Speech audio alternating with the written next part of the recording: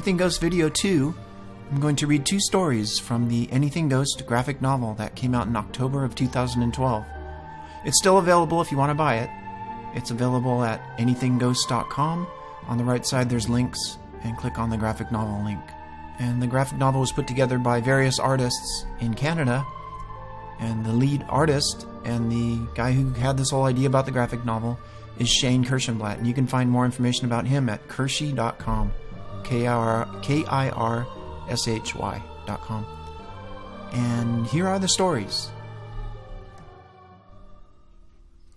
This one is from Randy in New York.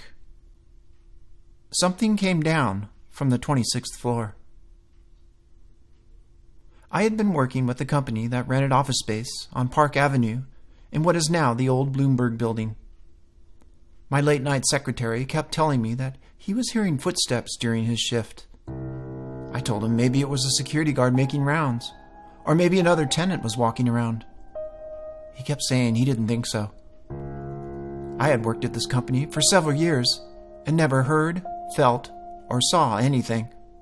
Not only that, no one other than that late-night secretary ever reported anything at that time, and there were many people working late nights there. I figured someone would have mentioned something. This was also a fairly modern building. The late-night secretary eventually left New York. After he left, I hired my cousin for that shift.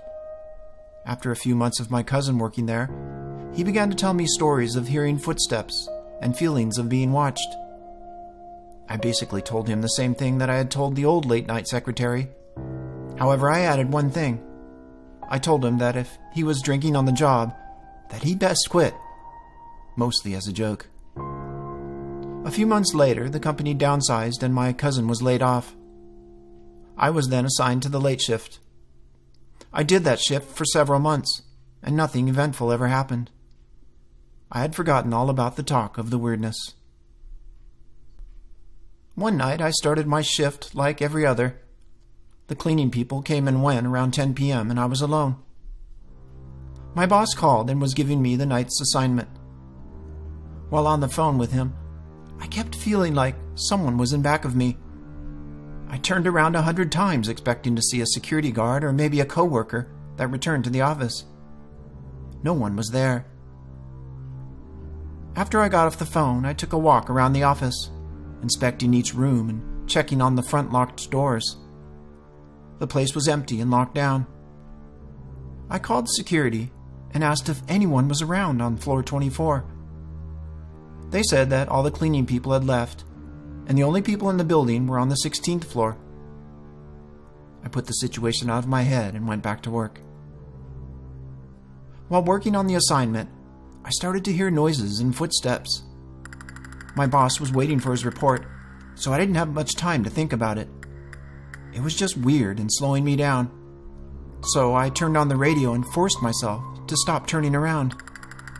I felt the urge to turn around as if I felt like something was directly behind me, like right over my shoulder.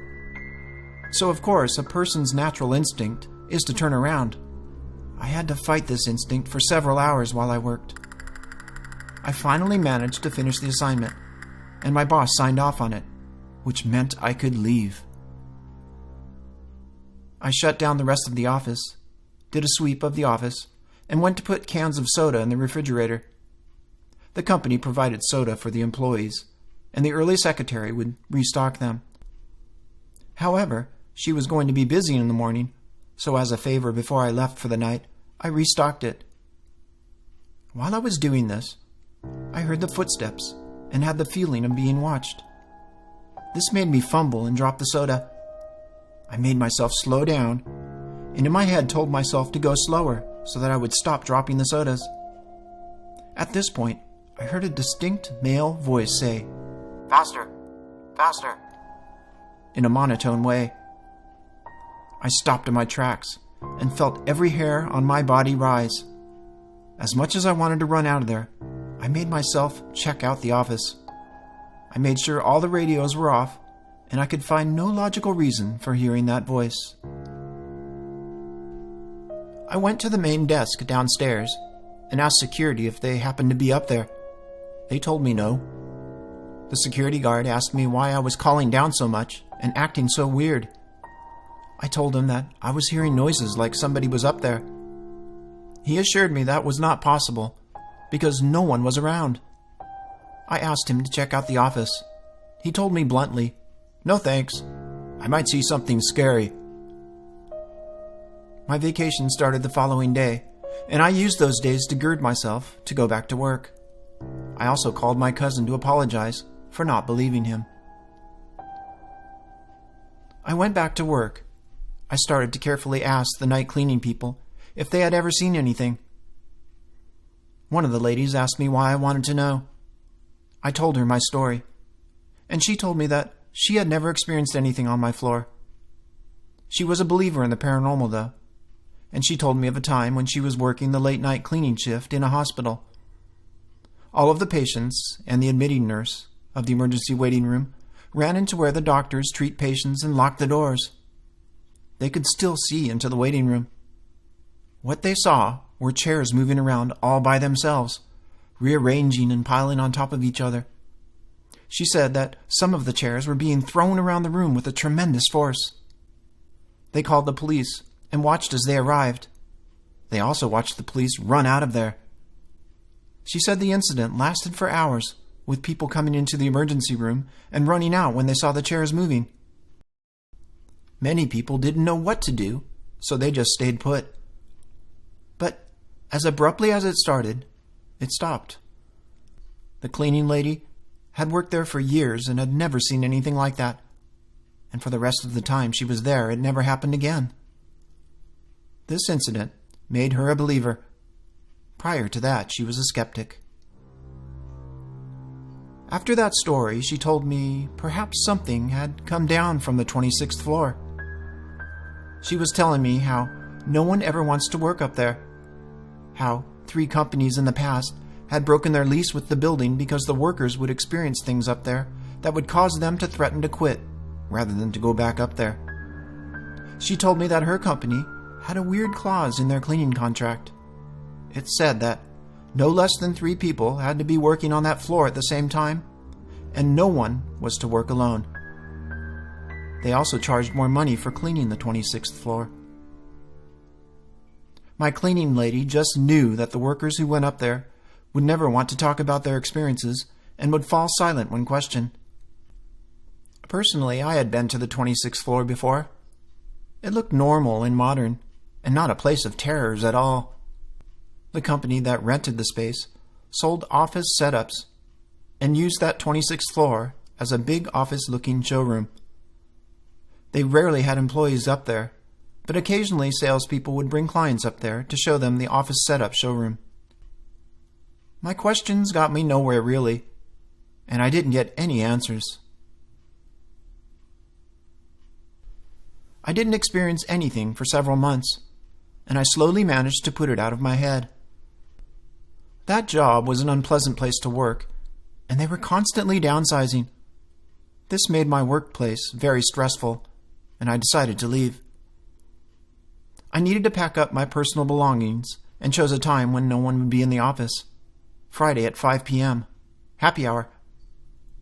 A few minutes into packing, I started to hear noises coming from the main area. Thinking it was a coworker, I walked out of my office to greet them. No one was there. I went back to what I was doing. This time, I heard a slam, and I went to investigate. When I entered the kitchen, I saw all of the kitchen cabinet doors open. They had been closed a few minutes before. Trying to ignore the weirdness so that I could get out of there, I closed all of the cabinet doors, ran back to the office, and started packing faster. I heard a louder crash and ignored it, and then again. I got so mad because it felt like something was trying to scare me or get my attention. I ran out, saw all of the cabinet doors in the kitchen open. I left them like that and went to see where the crashing noise was coming from. It was coming from the corner of the accounting office. When I looked in, I couldn't believe what I saw. The heavy metal file drawers were opening on their own. In order to open these, you must first unlock them The accountants have the keys. And then use your thumb to slide the mechanism and pull. That slamming came from something slamming those drawers with a tremendous force. These are heavy drawers that need quite a bit of force to open them. They do not open on their own. I felt the blood rush from my body and ran for my bag and coat and got out of there. I did leave some stuff behind, but I was so scared, I didn't care. On Monday, I called the accountant and asked if they had seen the drawers open or if anyone saw anything weird. They said no. Everything was as they left it. I never heard about anything weird happening after that, and that company moved out a year later.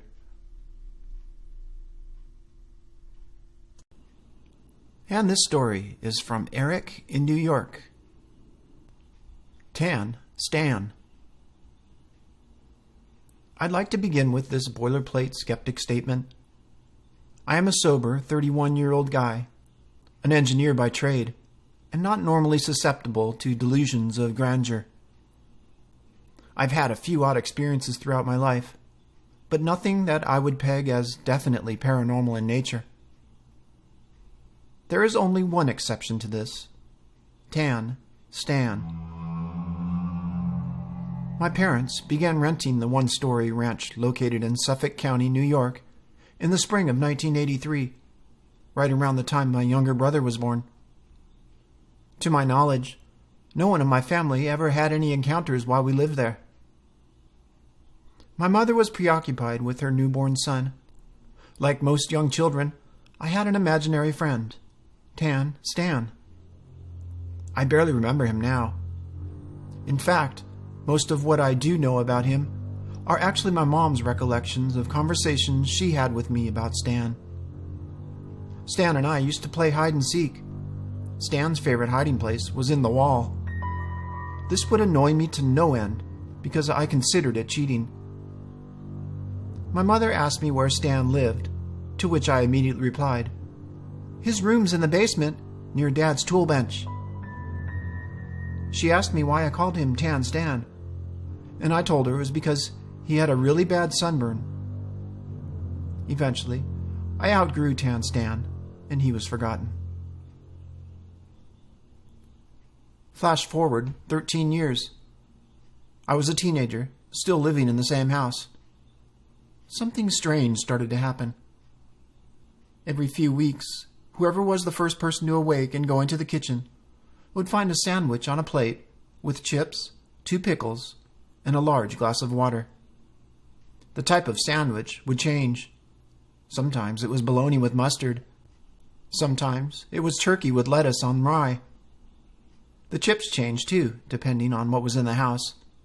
But there were always 2 pickles and a large glass of water. My parents were getting quite annoyed about this waste of food, but neither my brother nor I claimed responsibility. One warm summer, my mother awoke in the middle of the night with a dry mouth. She headed toward the kitchen to get a drink. The house was dark, as it should be at 3 a.m. on a weeknight. The house was dark, but it was not quiet. It sounded like someone was in the kitchen. My mother was apprehensive. She didn't fear ghosts. She was worried that a burglar had broken in. She slowly crept down the hall. The noises continued. There was definitely someone in the kitchen. She came around the corner, and there I was. I was slowly moving around in the dark kitchen. I was moving slowly, but not fumbling in the darkness. I was moving with purpose, preparing a sandwich. She asked me what I was doing. I did not respond. She tried again, more annoyed this time. I turned my head toward her, put a finger on my lips, and shushed her before going back to my work. When I turned to my mother, she says my eyes were wide open, but unseen. I seemed to look right through her. She said my whole face was contorted in a strange way, and it disturbed her. She was frozen in place. I walked to the refrigerator, opened the door, and retrieved a jar of pickles. At this point, I turned toward her again and said, "You're almost out of pickles." Only, it wasn't my voice. It was not the voice of a 16-year-old. It was a much heavier voice of a man. My mother described it as gravelly. Once the meal was prepared, my mother watched me go back to bed. The part that bothered my mother the most was when I spoke. It wasn't just the voice. She was sure I said, "You're almost out of pickles," not "We're almost out of pickles." She was convinced that I wasn't in there at all. I have absolutely no recollection of any of these events. At the time, we chalked this up to sleepwalking. Later that same year, there was a fire in our house. It was a Wednesday evening in April. I was in the shower at the time. The fire started in the kitchen. My family escaped without injury. My father pounded on the bathroom door, screaming for me to get out, that the house was burning. Then he ran out. My father is quite the practical joker, so I didn't immediately respond. It wasn't until I saw the smoke curling up under the door that I realized the gravity of the situation. I grabbed a towel, I had no clothes in the bathroom, and darted out into the hall. I looked down the hall toward the bedrooms. One of my dogs was running in circles at the end of the hall. I grabbed her and headed toward the kitchen, the only way out. By this point, the kitchen was fully engulfed. I ran through anyway. I had no choice. My dog and I made it through unscathed and headed out the back door. The mudroom where the back door was located also had the stairway down to the basement. In hindsight, on the way out, I could swear I saw a man standing at the bottom of the stairway. My father ran back into the house 2 times. The first time was to save our other dog. He was successful. And the second time that he re-entered was to get the keys to both his and my mother's cars. He said he stumbled and fell and was having a hard time getting out the second time. But thankfully, a firefighter grabbed him and dragged him to the front door, where he escaped. A few days later, my family and I were scrounging the rubble of our former home, looking for anything that wasn't destroyed. It was a pretty depressing sight. During the course of putting out the fire, the firefighters had thrown our refrigerator through a hole in the wall, crushing my father's vegetable garden.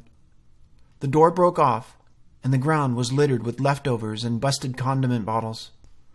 But there was literally one item that was upright and undisturbed: a jar of pickles. The owner of the house, remember, we were only renting, showed up to see what was left shortly thereafter. She was an elderly woman, and had always been very kind to my family. She told my family how sorry she was for our loss, and that she was happy that we made it all out safe. What she said next has stuck with me. This wasn't the first fire in the house. Originally, the home was owned by her eldest son and his family. There was a fire in the electrical panel in the basement. Her son ran into the basement to try to extinguish the blaze, but he didn't make it out. He was badly burned in the fire. Her son Stanley died that night. My father's tool bench, in Tan Stan's room, was adjacent to the electrical panel in the basement. Stanley's wife took their son and left. She cut off all contact with Stan's family. The house had been rebuilt in the months after Stan's death. Soon thereafterward, we moved in none the wiser. I asked our landlord if she had a picture of her son. She pulled her wallet out of her purse and flipped to some family photos. I had not remembered Tan Stan at all from the past until that moment when I saw a picture of him in his mother's wallet. The photo was of Stan and his son at Stan's business. The business was a deli, and Stan was holding a large pickle, his favorite snack. I was fixated on the photo of Stan until my mother spoke. She said to me, "The boy looks just like you did at that age." This really shook me up, but I never spoke of it with my family. Epilogue. A few years later, my family was talking about the fire when my dad recanted the tale of the fireman that saved him. My mother was puzzled. She told him, "No firefighters entered the house that night. It was too engulfed by the time they arrived." My father protested. He said, "There certainly was a firefighter. Otherwise I'd be dead." My mother, always a stickler for paperwork, she retrieved a copy of the report made by the fire marshal after the fire. Since it was a kitchen fire, arson was investigated. There it was in black and white. No firefighters entered the building. No firefighters, maybe. But just maybe, it was just the spirit of a father that was taken away from his family too soon and didn't want to see this happen again.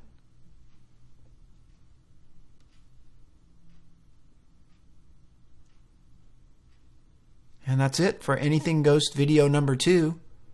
And again, if you're new to the show, check out the Anything Ghost podcast. You can get started by going to www.anythingghost.com. And again, credit goes to Shane Kirschenblatt and all the other artists that put together the Anything Ghost graphic novel. And if you're interested in buying one, go to anythingghost.com, and on the right side, there's a link for the Anything Ghost graphic novel. Thanks everyone for dropping by to listen and see the stories of Anything Ghost.